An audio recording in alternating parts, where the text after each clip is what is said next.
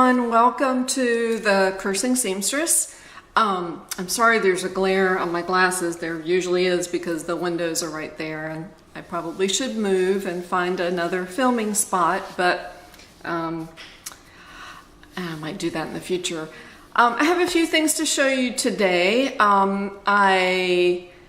My daughter wanted some pajama shorts, and so I have plenty of patterns for pajama shorts or shorts. Usually it's a multi kind of pattern with pants with the option of cutting for shorts, and they're usually high-waisted. So I did show you this fabric last time. This is that flamingo fabric that I got at Habitat for Humanity. I love the fabric. She did too. So I made these, and these are pretty traditional. They're kind of high-waisted. They are high-waisted. I did put a pocket on the back. I think she likes to carry her cell phone in the back. I put my Cursing Seamstress label in the back also. And I cut these in a medium for the sides, but for the length and the inseam, I cut it as an extra small. She wanted an inseam of about 2 inches, I think, and that's about what it turned out to be.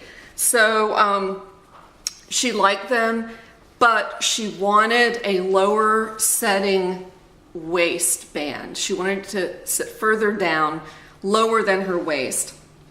So I told her I would work on it, and I did. And what I did was, I can't create my own patterns, but I can modify to some degree patterns, and I hope you can see this. But what I did essentially was with the pattern, let me show you the pattern.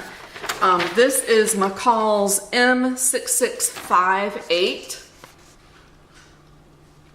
and the shorts pattern is right there, and the line art is there. I love McCall's patterns, by the way. I think they're wonderful. So what I did was I cut off the regular pattern, had an inch waistband, I think. So what I did was I created my own pattern. I cut off the waistband. So I lowered the waist by a full inch. Then I wanted to, it seems like the newer shorts for younger people are angled from the inseam to the outer thigh. They go upward at a bit of a slant. So I did that, and all I did was on the original pattern, I started at the inseam, and then I measured up an inch here and drew a straight line, and I came up with this. So I just taped 8.5 by 11 paper together. I was careful to label the pattern number and size. I also put the grain line on there, and so that's the front. And of course, whatever you do with the front, you need to do to the back. So I did the same thing, angled it from the inseam all the way up to the side, labeled it, and I also marked it with her waistline was a 29, and of course when you're doing that you want to cut off at least an inch or so because you don't want the waist to be a limp elastic piece. You want it to fit fairly tightly. But from the 29 inches that I cut down to 28 and then lapped it over another inch for the original shorts that I just showed you that I made, I actually left the measurement for the elastic the same even after cutting off an inch of that waistband, and it worked perfectly. She has those shorts. I can't show them to you because she took them on vacation with her, but I'm making another pair using that same pattern. It seemed to work well. This fabric I showed you from Walmart last time, so I've started on it. I put the pocket on the back. So this is the front here. And this is the other side. I had to change my machine to an embroidery machine so that I could do her initials. And this will be on the front left.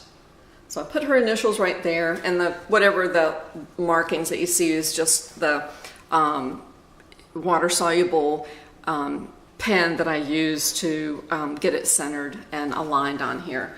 So that's the left front right there.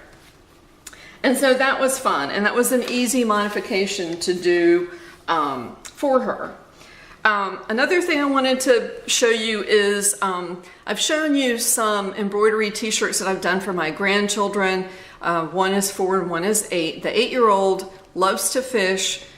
He's a redhead. His skin is very sensitive. He likes very soft fabrics.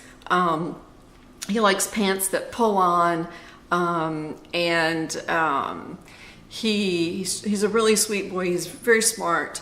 And so the last t-shirt I made him, my daughter, I used,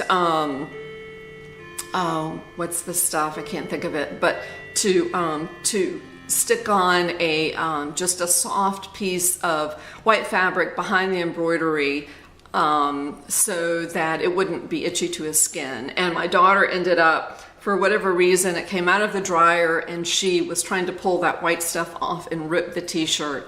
But anyway, I was trying to think of a way that I can embroider a t-shirt for him, but not have it be all scratchy on the back. And I think I found a way. I don't know how else I'll be able to use this method, but I really like this a lot. I had an old t-shirt of mine, and what I did was I embroidered on that t-shirt what I wanted to, and then I cut it out, and then I placed it on the front of his t-shirt, and I stitched around it. So the only stitching that actually goes through his t-shirt to the other side is a regular stitch, not an embroidery stitch, but a regular stitch. There's nothing itchy. So this is what I came up with. This is the size 10 t-shirt from Walmart, and his name is Finn. So this is one piece here, this is another piece here, and this is the third piece. So the only stitching is the straight stitching that goes around each rectangle, and I really like it. And I'm thinking about doing one like this for his little brother, who is not so much a fisherman, but I'll have to think of some other words to put on there. So this is an idea if any of you face something similar, maybe for an infant or a baby, and if that scratchiness is an issue, you may want to think of this alternative method. Okay, that's that. The final thing, again, I love these topper towels.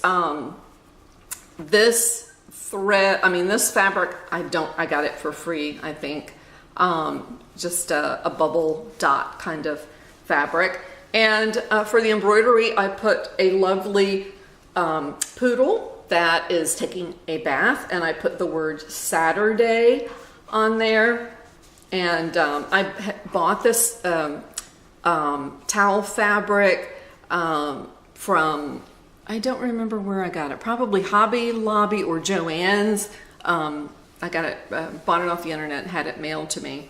So I just folded it over so that no raw edges show, and stitched it at the bottom. Oh, and of course, before I fold it over, I do serge the edges, even the edge that goes up under the topper. So that's that. Excuse me. And this one, this is another one of those cute sayings, and I think it came from Embroidery Library. And it says, "It's good to be queen." This is just going to be, I'm not putting a topper on this one. This is long enough to just fold over, and so I'm just going to leave it as it is. I still have the stabilizer on the back. So, but I love that design. And I used a variegated, sort of a burgundy thread to match the background fabric. So I think that's cute. And I think that's it. So I am headed to church this morning. It's Sunday. I think it's the 21st. I'm not sure. And I hope you guys have a great day, and tune in. I should be back within a couple of weeks with something new to show you. So thank you for watching. Bye-bye.